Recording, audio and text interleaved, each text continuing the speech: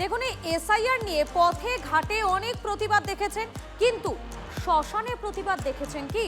চমকে যাবেন না। অনেক দিন থেকে আপনাদের বলছি এই এসআইআর আবহে এমন কিছু হচ্ছে বা হবে যা আগে দেখেননি আপনারা বা শোনেননি।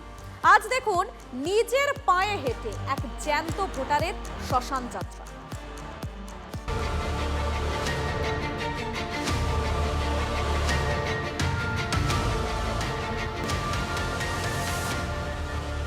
সকাল সকাল স্থানীয় শ্মশানে কাউন্সিলরকে ঢুকতে দেখে অনেকেই একটু চমকে গিয়েছিলেন।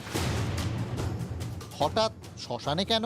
কাউন্সিলরের মুখভার হলোটা কি? তবে প্রশ্ন করতেই কাউন্সিলর যেটা বললেন সেটা কোনো চমকের থেকেও কম নয়।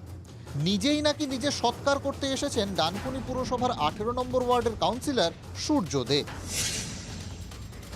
কালীপুর শ্মশানে এরা আমাকে নিয়ে এসছে, আর আমি নিজেও হেঁটে হেঁটে চলে এসেছি নিজের সৎকারের জন্য।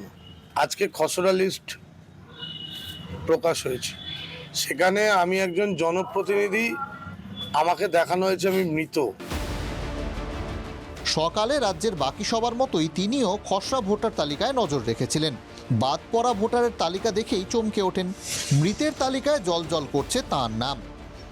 সেটা দেখেই সিদ্ধান্ত নিয়ে ফেলেন, ভোটার লিস্ট যখন মৃত বলছে তিনি নিজেই শ্মশানে গিয়ে প্রতিবাদ জানাবেন।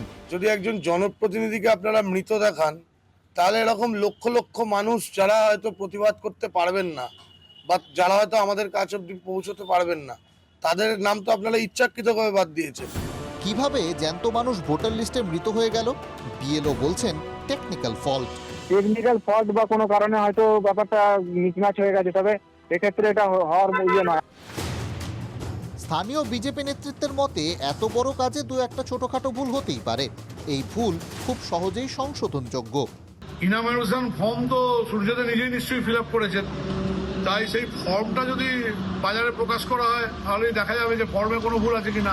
উনি যদি ফর্ম ভুল ফিল আপ করেন তাহলে বুঝতে হবে যে প্রচারের আলোয় আসার জন্য এই কাজটা করেছেন। খসড়া তালিকা প্রকাশের আগেও পরে নির্বাচন কমিশন জানিয়েছে রাজ্যের বৈধ ভোটারদের নাম তালিকায় থাকবে। কোথাও যদি কোনো ভুলভ্রান্তি থাকে তাহলে সেটা সংশোধন করার উপায়ও আছে।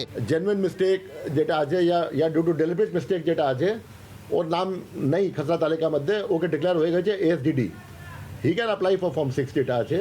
মঙ্গলবার ডানকুনির এই ঘটনা সামনে আসতেই নড়েচড়ে বসেছে নির্বাচন কমিশন। জেলা শাসকের কাছে রিপোর্ট তলব করেছে কমিশন। ডানকুনি থেকে সনৎ মাঝির রিপোর্ট, TV9 বাংলা।